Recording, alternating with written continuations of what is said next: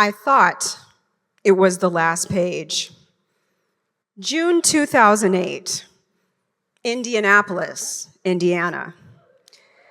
I left campus early and drove home because I did not want to be around anyone when I looked at my exam results. Not this time around. I sat down at my desk and I opened my laptop.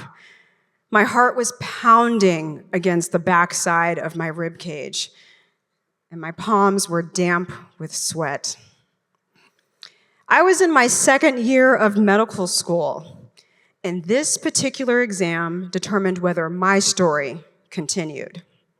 Pass, and you move on to your clinical years of training. Fail, you don't get licensed to practice medicine. I opened the email, and I scrolled down and gazed at my score. 3 points.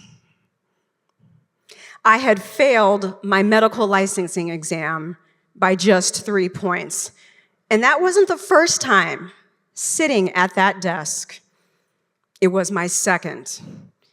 You see, I had already failed that exam once before. And prior to that, I applied to medical school, 50 applications in total, and not one school offered me an interview. 3 years would pass before I finally received my one yes. Just one school said yes. And as I sat at that desk for the second time, sobbing uncontrollably, I screamed and I cried out to God, just take this. Take me, take my life. Because I couldn't bear the pain or the shame or the embarrassment of having to go through all of that again. You know, failure has a way of bullying you into a heavy silence. And for years, I never spoke of that moment to anyone. But I'm here today, and I'm telling you now that I thought sitting at that desk was the last page of my story. I was wrong. It was unwritten.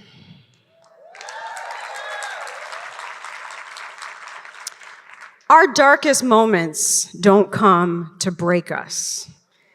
They come to reveal what's next for us. And in my darkest moment, God answered me. Not with a timeline or a roadmap of how everything would work itself out, but with a purpose. My mess had a destination, and so does yours. But here's the challenge. On that bumpy road between here and there is where most of us quit, because our pain starts speaking louder than our purpose.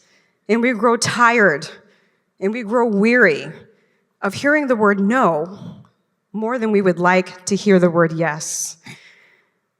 And then we have the audacity to convince ourselves it just wasn't meant to be. So to the woman sitting in your seat, let me ask you a question. When did you decide it was the last page? Was it that promotion that you were overqualified for that was awarded to someone else? Or maybe it was that business that you poured every inch of your heart and soul into that failed anyway? When did you soften the grip on your dream and quietly let it go? You know, as a physician, I see this all the time. I walk into exam rooms and I see patients sitting there in their own devastation, convinced their story is over. Not long ago, I was caring for a woman whose heart was failing, and she desperately needed surgery in order to survive, but she refused. She was convinced that none of her heart specialists saw her and were not listening to her. But when I looked into her eyes, I saw a woman sitting at her desk. And I recognized that look immediately because I'd been there, sitting at my desk.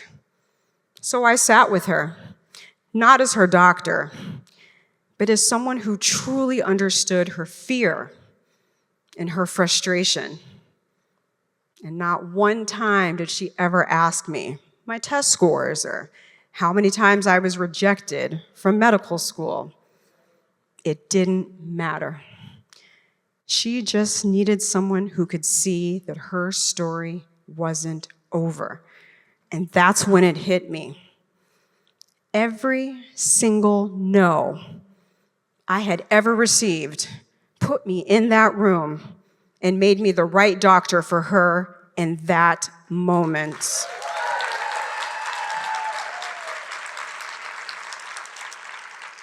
I said yes to my second chance so that she could say yes to hers, and she is alive to this day. Think about that. Our no's bind us to each other more than we could ever know, not just to our own strengths, but to each other. So who right now needs you sitting at your desk more than they need your degrees or your accomplishments?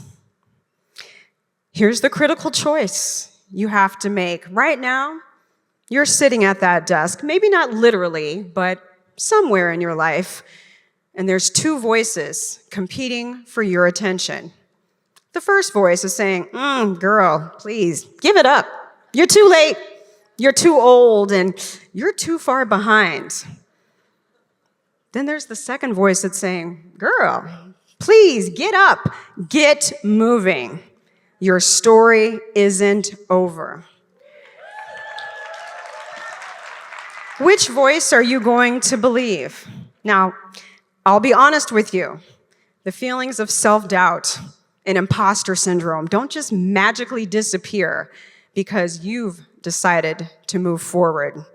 And the skeletons from your past failures, they're coming along for the ride too.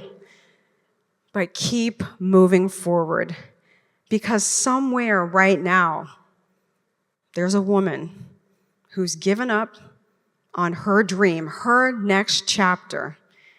She can't see what's waiting for her, but you can, because you've been there, sitting at your desk. And when you get up from your desk, you become the proof she needs that it's possible. Your struggles don't just build you. They become someone else's permission slip. So before you leave out of here today, remember this. The best chapter of your life has yet to be written. And thank you. It's not what stops you. It's what you do next. Thank you.